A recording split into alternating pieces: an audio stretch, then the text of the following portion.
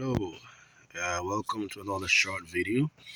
Where I'm pretty much just looking at this MXR3500 Inverter Generator, which I bought earlier in it's about September of this year. Today is December 17th, 2023. I bought it in September, but I never had the time to really break it in properly. So it was just sitting in my storage, and I finally decided to break it out today and put it through the paces there. So here it is. Pretty decent machine. Um, you can see lots of other videos on YouTube. It has the basic features that you'd find on any generator. Um, yeah, you can look up those various connections. It has your regular connections here, sockets. It has your camper van 30 amp output there. It has a USB port there, reset, parallel connections. You can set it to eco or high rev versus low rev. That's what I call it. Your off, run, choke positions there.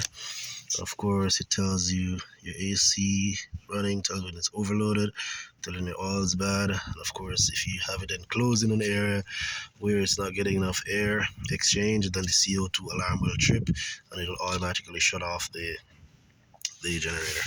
Alright, so that's the front panel there, and that's the back end there with your pull cord start. Of course, it's not a push button start or remote start, it's just a regular pull start. And for this one, I had it sitting for, like I said, since September, and one pull.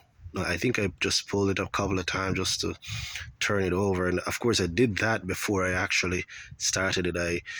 I turned over the engine a few times before I actually started it, but when I went to start it, I think I did about 2 pulls, and the first one wasn't a full pull. The second one was probably the more, fuller of the two, and it cranked right up. Anyways, the main point that I want to bring home is that it's absolutely important to follow the instructions, changing the oils as prescribed, as the manufacturer requires. And of course, they recommend the 10W30, and I'm using the Castrol GTX 10W30 oil for this one. Of course, it came with that oil fill kit there, tube there. But here's the important thing that I want you to see. Now, these are the two containers.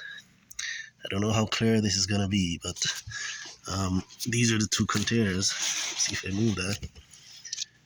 From two separate runnings, 1 hour each. So the first one, this one on the left, that was the very first one. I ran it for an hour without any load on it. And this one is the second hour with my TV, my surround sound system, a light, my phone being charged, and of course I tested my heater, my 1400 watt heater on it. Of course the heater ran intermittently. And by the way, yes, I'm in Canada. I'm in Canada, so winter is on, and it's likely that we'll have power outages once the snow hits the ground and the wind gets up, and you know the whole story.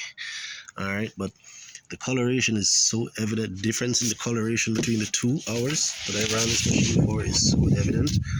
I'm not sure if the video is doing justice to it here.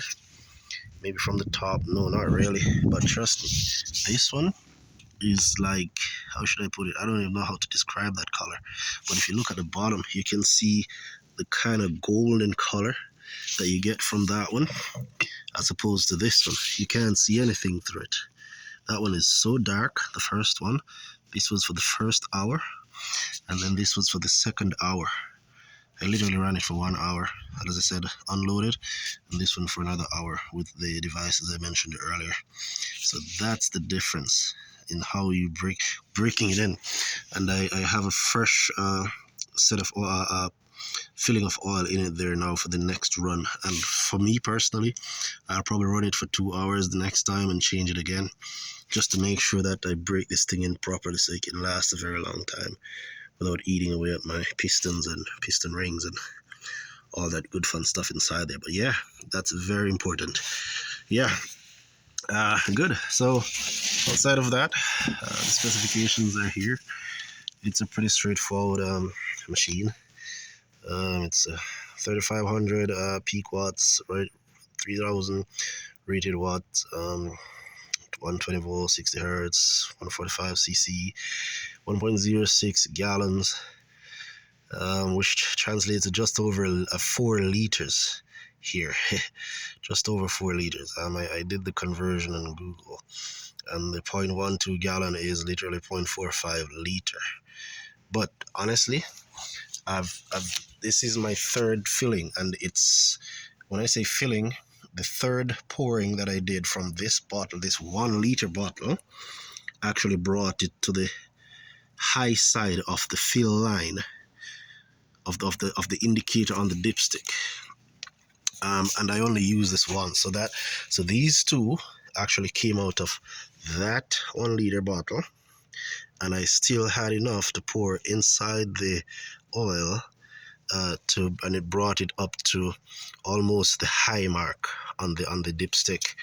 You know what I mean? So I'm not sure about this point, that number there.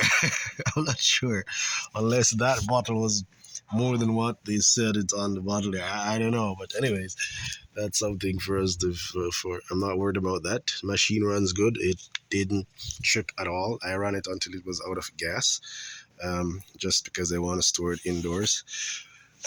Yeah, let it cool down, and then I put it inside.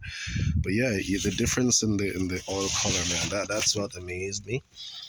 You can almost see that honey look on the right and that very dark look on the left. That's the difference in the coloration, and they're both in clear jars, so you'd actually see some golden appearance if it was very clear compared to that one. You can see the clarity there. This one is a little brownish, that one is dark, real black.